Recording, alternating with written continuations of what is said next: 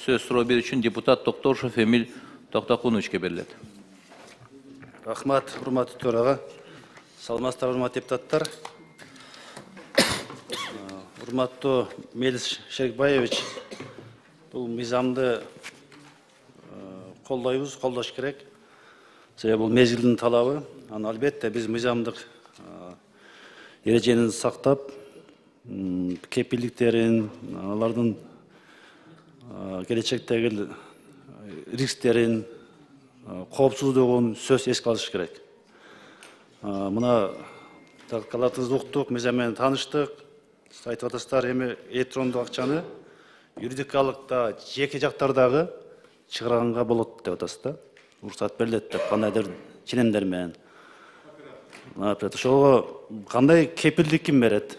Буну кандай көзөмөлдөйсүздөр? Кандай эмеде ушунду мындай да? Бул жерде электрондук акча, электрондук кыпчакты чыгаруу боюнча өзүнүн мындай депозитный сумма болот. Ошол сумманын негизинде өздөрүнө доступ болот. Ошол доступтун негизинде булар карайт. Андан сырткары Комбанктын счетунда болот бул акча. Ошонун алкагында жүрөт ошол сумма. Эгерде азайган болсо толукталат, эгерде бүткөн болсо сразу ар бир төлөмдөр токтотулат. Демек, депозиттин суммасынын чегинде чыгарылышат. Буга ким көзөмөл кылат? Өздөрүндө доступ болот. Төлөм операторлор. Мамлекет тарабынан кайсы орган көзөмөлдөйт? Биз дагы корчотто болот да, корчоттон карап турабыз биз. Улуттук банк түздөн-түз көзөмөлдөп жооп берет. Бизде Oversight деген бөлүмүбүз бар. Внешний надзор деп коет. Ошо төлөм системасы башкармалыгында. Ошо башкармалыктар именно ошол отчет негизинде карап турушат. Мындан сырткары дагы корчоттун негизинде дагы общий аймай бүткөндө мындан сырткары күнүмдүк эмесин өздөрү карайт и плюс Комбанктар дагы карап турушат. Анан автоматом ал жерде азайып кеткен болсо сразу өчүп калат ал система. Бул туура. Мына азыр билесиздер, коомчулукта пирамидалык каржылык же виртуалдык валюта боюнча, криптовалюта боюнча MCN coin деп аябай чогулуп атат. Элдин баары миллиондон ашык адам алданып деп атат. Жалпы 2,5 миллион долларды чогулталды, акчаны керектеген эмне кылсаң ошо кыла деп айтып атканыбыз көп болдук. Бул каржылыкка, финансовый пирамидага да албетте эрте көңүл бурса болмок. Укук органдары дагы ушундай эле МВД менен улуттук коопсуздук комитети көбүрөөк көңүл бурса, мүмкүн чалып барбайт беле.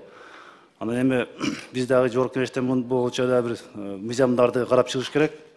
Анан сиздер дагы ушул виртуалдык валюта боюнча, блокчейндер боюнча дагы албетте бул улуттук банк, мамлекет буну көзөмөлдөбөйт. Бирок сиздер да өзүңүздөр оюңуздарды айтып, маалымат беришиңиз керек. Себеби бизде азыр баары ушул сабат, финансылык сабатсыздыктан келип чыгып атат.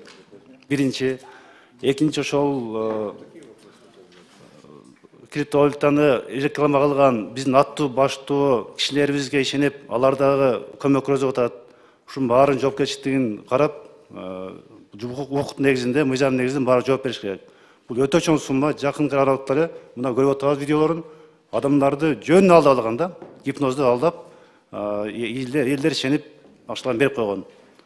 Бул эми чыры дагы көп да чыккыдай, ошонсу дагы улуттук банк сиздер баягы акча көзөмөлдөгөн мамлекеттик эң негизги орган катары сиздер дагы билдирүү жасап, өзүнүн оюңузду айтып коюшуңуз керек.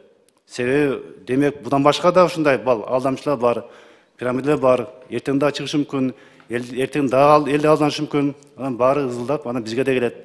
Ошондой оюңузду айтып койсоңуз, сиздер дагы мындай билдирүү беришиңиз керек. Урматтуу Эмил Токтокунович, өткөндө бул маселе боюнча сиз туура суроо берип атасыз. Бул маселе боюнча дагы Элдар Курманбекович дагы айткан. Биз ошондо улуттук банк тарабынан биз средства массовой информация маалымат бергенбиз. Чынын айтканда бул виртуальный активдер дагы биз мурунку мыйзам боюнча келгенде санарип сом боюнча дагы улуттук банкка ушундай суроо бергенде биз айтканбыз. Эми чынын айтканда бул крипто валютаны чыгарган бул юридикалык жана физикалык субъекттер болуп атат. Ошол себептен көзөмөл кылганы бир гана ушул пункты ПУА деп коет. Ошол ПУАлар лицензияланат, финансовый служба, ошолор аркылуу кылынып атат. Эми биз дагы азыр мыйзам чегинде өзүбүздүн тийиштүү мыйзамдарыбызды эмебизди карап атабыз. Эгерде неме болсо, биз дагы бул боюнча дагы биздин үчүн аябай кооптуу. биз тийиштүү өзүбүздүн эмебизди кылып жумушубузду алып барып атабыз. Бирок биз дагы Улуттук банк бул боюнча биз именно ушул көрүнүштү дагы токтотуу максатында биз ал дүйнө жүзү боюнча азыр практикада жүрүп атат. Именно криптовалютага мындай каршы эме кылып CBDC дегенчи, цифровой валюта боюнча. Ошонун алкагында биз жумушту баштадык. Эми биз ойлойбуз, Кудай буюрса, 27-жылдан баштап уже тестерлерин бүтүрүп алсак, ошондо чечим чыгарат, колдонок десек, ошого кандайдыр бир эме болот да. Туура дүйнө жүзүндө криптовалюта абдан мындай популярный болуп байланып атат. Ошондуктан Улуттук банк унчукпай отурбастан биздеги колдонуп аткан виртуалдык жеке ишкерлерди, жеке компанияларды сырттан каттап келип, бизден элден акча чогултуп атат. Ошо мыйзамдуу болгон сиздер сунуш кылышыңар керек. Ошол Улуттук коопсуздук комитетине, МВДга бизге сиздер эмнисиңер деп отурат да специалисттер. Анализ кыласыздар. Ошон үчүн мына кийинки алданбаш үчүн, жөнөкөй адамдар алданып калбаш үчүн сиздер сунушуңарды бериңиздер. Бизди эртең мыйзамда өзгөртүү киргизип, биз алдын ала алыш керек. Мына финансовый пирамидаларды, алдамчылыктарды биз токтотушубуз керек. Рахмат.